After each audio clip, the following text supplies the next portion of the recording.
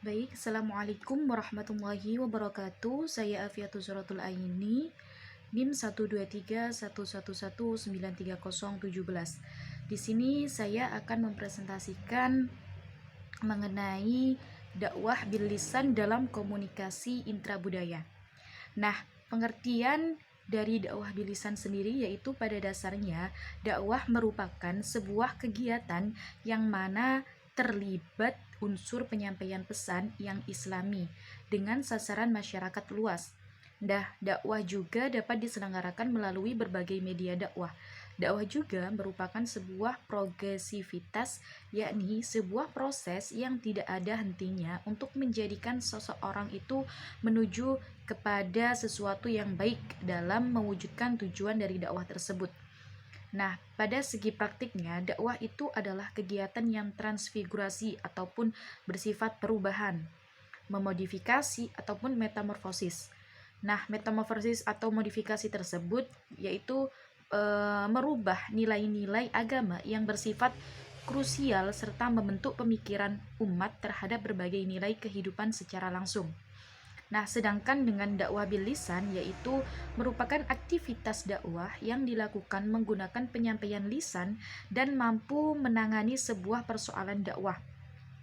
Metode dakwah ini termasuk komunikasi dakwah yang efektif dan efisien dengan menyampaikan sebuah pesan atau materi dakwah yang sudah ditentukan sebelumnya.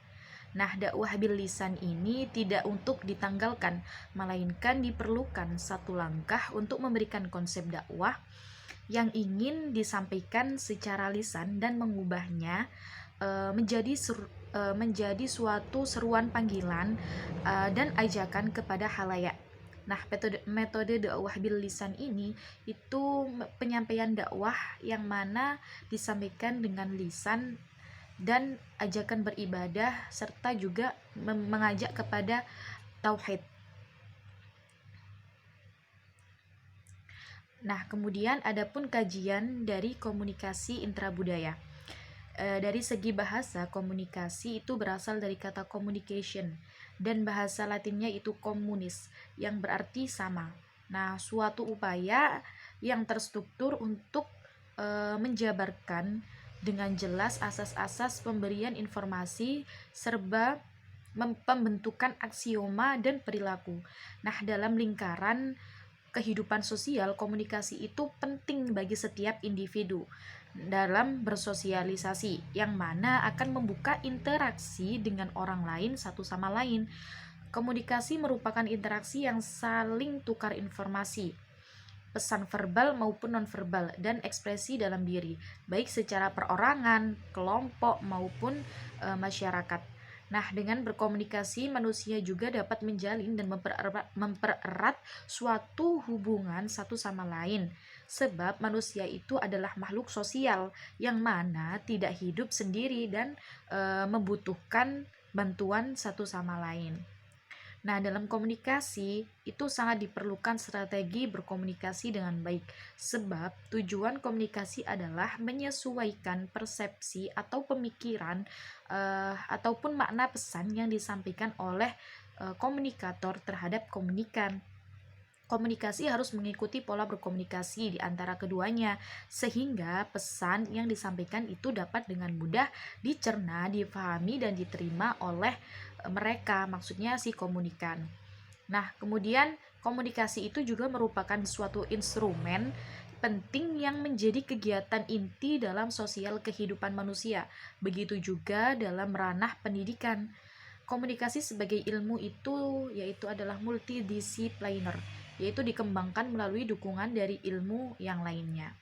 Kemudian ada pun unsur-unsur komunikasi. Yang pertama yaitu ada komunikator. Nah, komunikator sendiri yaitu dalam prosesnya tidak hanya berjalan satu arah saja, melainkan dari pemberi yaitu sumber informasi ke penerima atau sasaran, dan merupakan suatu proses yang interaktif dan konvergen. Nah, konvergen ini yaitu berarti antara sumber dan sasaran itu dapat berganti pesan, yang mana sebelumnya si komunikator itu menjadi yang memberikan informasi dan si komunikan sebagai penerimanya, maka bisa disebut dengan konvergen, dan sebaliknya. Jadi si sebelumnya menjadi komunikator itu bisa menjadi komunikan. Jadi saling bertukar informasi dan juga memberikan feedback terhadap sumber.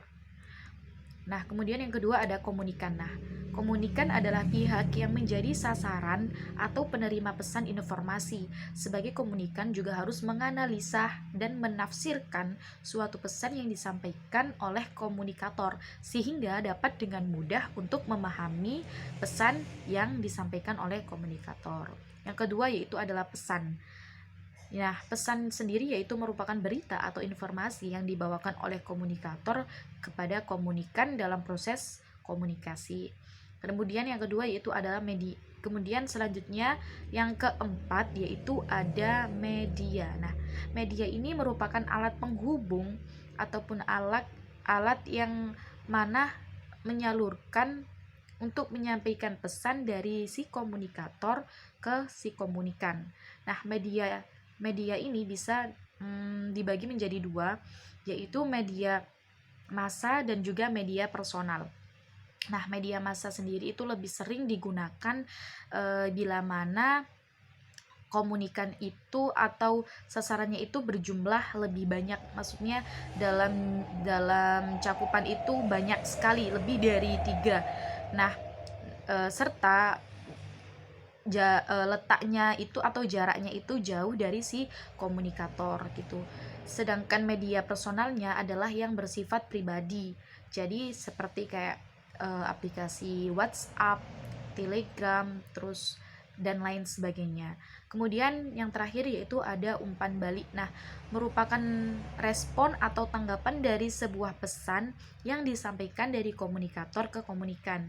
Jadi ada umpan balik di situ. Jadi seorang komunikator bisa mendapatkan informasi juga dari si komunikan, begitu sebaliknya, dan saling memberikan informasi serta bertukar berita. Kemudian komunikasi intrabudaya. Nah, komunikasi intrabudaya sendiri adalah komunikasi yang terjadi antara anggota yang berasal dari suatu kebudayaan yang sama. Nah, komunikasi sebagai proses budaya itu tidak bisa dipungkiri menjadi objektivasi. Nah, objektivasi itu apa sih? Nah, nama lainnya yaitu adalah meminjam istilah Berger, yaitu antara budaya dengan komunikasi. Nah, proses ini itu meliputi peran dan pengaruh komunikasi dalam proses budaya. Nah, istilah komunikasi intrabudaya itu nampaknya kurang populer di dalam kategorisasi ilmu komunikasi. Komunikasi intrabudaya sebagai komunikasi yang berlangsung antara para anggota kebudayaan yang sama namun tetap menekankan pada sejauh mana perbedaan pemahaman dan penerapan nilai-nilai budaya yang mereka miliki bersama. Nah, kebudayaan tradisional itu juga tidak pernah lepas dari kehidupan. Banyak pelaksanaan kegiatan budaya yang diiringi ajaran Islam. Peranan kebudayaan itu menjadi sangat besar dalam ekosistem komunikasi karena karakteristik kebudayaan antar komunitas dapat membedakan kebudayaan lisan dan tulisan yang merupakan kebiasaan suatu komunitas dalam mengkomunikasikan adat istiadatnya. Nah, komunikasi intrabudaya itu juga bisa dijadikan sebagai indikator atau alat ukur untuk mengetahui tingkat efektivitasnya. Yang pertama yaitu adalah pengiriman. Nah, pengiriman itu adalah orang yang mempunyai motif komunikasi atau yang bertujuan membagikan dan menyebarkan informasi kepada masyarakat. Yang kedua yaitu penerimaan. Nah, penerimaan adalah pihak yang menjadi sasaran yang dikirim oleh sumber atau pengiriman. Penerima pesan itu adalah individu ataupun pembaca yang akan menerima pesan yang disampaikan oleh komunikator. Kemudian yang ketiga yaitu ada pemahaman. Nah, di sini pemahaman adalah suatu kemampuan seseorang dalam mengartikan, menafsirkan, menganalisis dan menerjemahkan sesuatu dengan cara sendiri tentang pengetahuan pesan yang disampaikan oleh komunikator. Jadi pemahaman ini diterima oleh dia harus dilakukan oleh si komunikan gitu. Jadi dia harus ketika pesan itu disampaikan oleh komunikator, si komunikan ini harus memahami, menerjemahkan, menafsirkan, bahkan juga harus memaknai apa sih yang sebenarnya disampaikan oleh si komunikator itu. Kemudian teori komunikasi intrabudaya. Nah, secara teoritis komunikasi intrabudaya berakar dari relasi sosial antar budaya yang merupakan bidang kajian antropologi. Dalam kajian antropologi interaksi yang terjadi antara manusia yang berlainan budaya itu dipandang sebagai suatu relasi antar etnik yang melibatkan pertukaran budaya. Nah, jadi kayak sama halnya dengan antropologi, komunikasi intrabudaya itu merupakan suatu bentuk pendekatan dalam melihat perspektif atau pemikiran relasi intrabudaya. Hanya saja komunikasi melihat dalam bingkai atau konteks komunikasi sebagai suatu proses interaksi sosial antar masyarakat yang masih berhubungan atau berlainan dengan budaya. Nah, di sini juga ada menurut William B. Gundikums yang dikutip oleh Allo Lilivery mengemukakan bahwa terdapat 3 pendekatan dalam ilmu komunikasi yang diasumsikan dapat menerangkan komunikasi intrabudaya. Yang pertama yaitu adalah teori komunikasi berdasarkan analisis kebudayaan implisit. Kemudian yang kedua yaitu ada teori analisis kaidah peran dari berbagai penelitian yang dilakukan, maka diketahui bahwa telah terjadi beragam variasi penerapan prinsip-prinsip teori kaidah peran. Kemudian yang terakhir yaitu adalah teori analisis interaksi intrabudaya. Mungkin itu yang bisa saya sampaikan, kurang lebihnya mohon maaf. Sekian, wassalamualaikum warahmatullahi wabarakatuh.